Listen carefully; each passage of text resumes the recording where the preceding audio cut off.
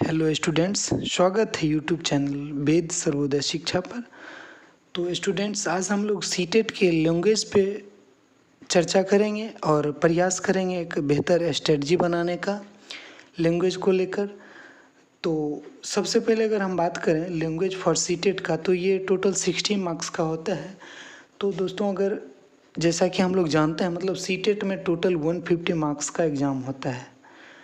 इसमें अगर 60 marks language से आता है तो इसकी इम्पोर्टेंस समझा जा सकता है, इसकी बहुत इम्पोर्टेंस होती है। और इसमें हमें एक स्ट्रेटजी से तैयारी करना चाहिए और स्ट्रेटजी से लैंग्वेज को सेलेक्ट करना चाहिए।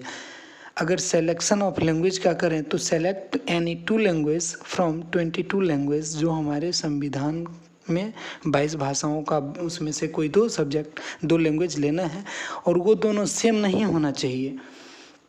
अगर लैंग्वेज 1 की बात करें तो लैंग्वेज 1 अगर आप हिंदी लेते हैं तो इसका क्वेश्चन नंबर 91 से शुरू होगा। और लैंग्वेज 2 में अगर इंग्लिश आप लेते हैं तो इसकी शुरुआत क्वेश्चन नंबर 121 से होगा।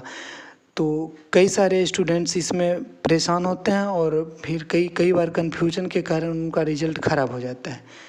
तो सबसे पहले ये समझेंगे कि अगर हम लैंग्वेज 1 लेते हैं हिंदी, तो इसका क्वेश्चन नंबर 91 से शुरू होगा। और अगर इंग्लिश लैंग्वेज 2 में लेते हैं तो इसका क्वेश्चन नंबर 121 से शुरू होगा। अब अगर बात करें 30 मार्क्स ईच पेपर लैंग्वेज 1 और लैंग्वेज 2 के लिए, तो दोनों में 15 मार्क्स के पैसेज आते हैं और 15 मार्क्स का पेडागोजी। और इसमें अगर लैंग्वेज 1 के रूप में अगर हम लोग हिंदी लेते हैं, लैंग्वेज 1 अगर हमारा हिंदी होता है तो इसमें एक पैसेज कविता से होता है और दूसरा पैसेज गद्य से होता है। और ये दोनों काफ़ी आसान होता है लैंग्वेज 1 में। लेकिन अगर लैंग्वेज 1 में अगर हम इंग्लिश लेते हैं तो इसका पैसेज जो होता है वो पोइट्री का होता है पहला, जो कि हार्ड होता है। तो इसमें हमें सूझबूझ के साथ सिलेक्शन करना चाहिए लैंग्वेज 1 और 2 का। और मेरा अगर मानिएगा तो लैंग्वेज 1 में हिंदी रखिएगा और लैंग्वेज 2 में इंग्लिश रखिएगा। और अगर बात करें इसमें पेडागोजी की, तो आपका पेडागोजी जो 15 मार्क्स का आता है,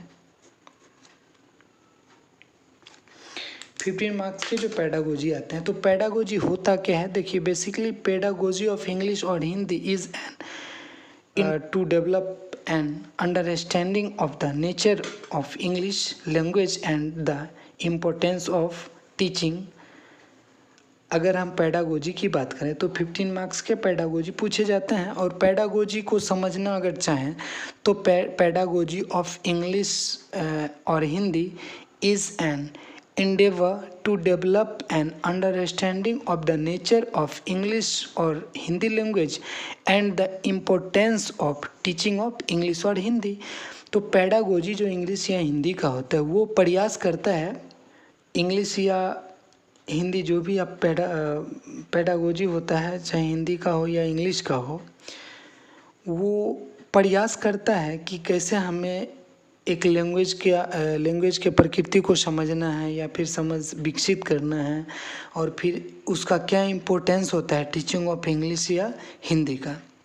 अगर हम स्ट्रेटजी की बात करें पेडागोजी को लेकर, तो इसमें आप कोई एक बुक्स या किन्हीं एक का नोट्स फॉलो कीजिए और ज़्यादा से ज़्यादा उसमें प्रीवियस ईयर क्वेश्चन करने का प्रयास कीजिए।